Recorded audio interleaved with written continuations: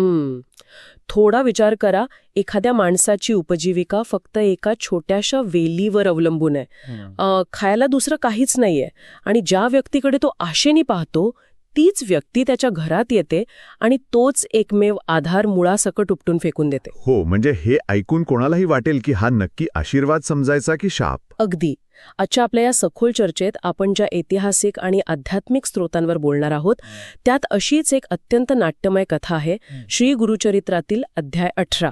ही कथा फक्त एक जुना संदर्भ नाहीये. बरोबर. एका क्षणात नशीब कसं बदलतं याचा हा एक जबरदस्त म्हणजे एकदम सिनेमॅटिक अनुभव आहे. आणि तसं पाहिलं तर या कथेची पार्श्वभूमी सुद्धा तितकीच रहस्यमय आणि भव्य आहे.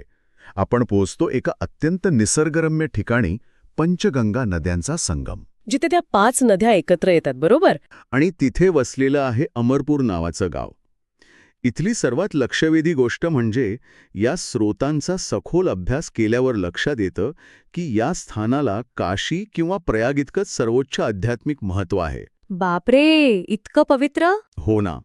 आणि तिथे असलेल्या औदुंबराच्या वृक्षाला साक्षात कल्पतरू म्हणजे सर्व इच्छा पूर्ण करणारा वृक्ष असं म्हटलं गेलंय. पण एवढ्या दैवी आणि समृद्ध वातावरणात ना एक खूप मोठा विरोधाभास आपल्याला पाहायला मिळतो. कसं काय? तिथे एक वेदशास्त्र संपन्न ब्राह्मण राहतो, पण तो अत्यंत दरिद्री आहे. त्याच्याकडे जगण्याचं कोणतंही साधन नाहीये, फक्त अंगणात असलेला एक घेवड्याचा वेल आहे. म्हणजे तो बीनस्टॉलक. एक्झॅक्टली.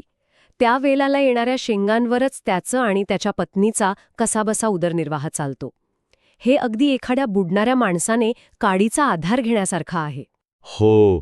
आणि जर आपण याला मोठ्या चित्राशी जोडलं तर इथेच त्या ब्राह्मणाची खरी परीक्षा दिसते. जुन्या ग्रंथांमध्ये प्रारब्ध नावाची एक संकल्पना आहे, म्हणजे पूर्वजन्मातील कर्मांची फळं. बरोबर. पण एवढी गरिबी, एवढं कठीण प्रारब्ध असूनही तो ब्राह्मण घरी आलेल्या अतिथींचा सत्कार करतो. त्याची सत्प्रवृत्ती ढळत नाही. अगदी खरंय. ही गोष्ट आपल्याला सांगते की बाह्य परिस्थिती कितीही वाईट असली तरी माणसाचा मूळ स्वभाव किंवा श्रद्धा कशी टिकून राहू शकते. आणि इथेच खरी रंजक गोष्ट सुरू होते. एक दिवस साक्षात श्री गुरु भिक्षेसाठी त्याच्या घरी येतात. ते ब्राह्मण दाम्पत्य त्यांना जेवू घालतं. निघताना श्रीगुरु आशीर्वाद देतात की तुमचं दारिद्र्य संपलं. क्या बात आहे. पण त्यानंतर जे घडतं ते कोणत्याही सामान्य माणसाला चक्रावून टाकेल. ते तो एकमेव आधार असलेला घेवड्याचा वेल मुळासकट तोडून फेकून देतात. आता मला सांगा, हा कसला न्याय? हो, हा प्रश्न स्वाभाविक आहे. जर त्यांना गरिबी दूरच करायची होती तर त्यांचं एकमेव अन्न का हिरावून घेतलं? हाच तर या कथेचा सर्वात महत्त्वाचा मनोवैज्ञानिक पैलू आहे. माणसाचा कल नेहमी आपल्या कम्फर्ट झोनमध्ये राहण्याकडे असतो. तत्वज्ञानात याला अविद्या आणि माया म्हटलं आहे.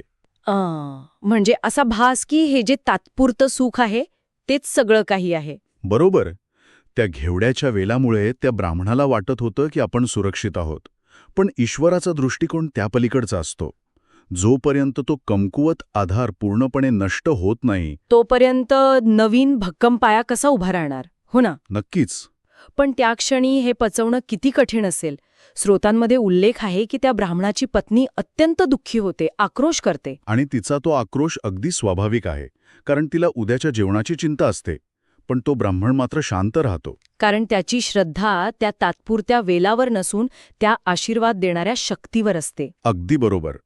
त्याला हे समजलेलं असतं की हा विनाश नसून एका नव्या सुरुवातीची प्रक्रिया आहे. आणि मग कथेचा तो थरारक सिनेमॅटिक ट्विस्ट समोर येतो. श्रीगुरूंनी तोडलेल्या वेलाचा उरलेला भाग नदीत टाकण्यासाठी जेव्हा तो ब्राह्मण जमिनीतून ते मूळ उपटून काढतो तेव्हा तिथे त्याला धनाने भरलेला एक हंडा सापडतो.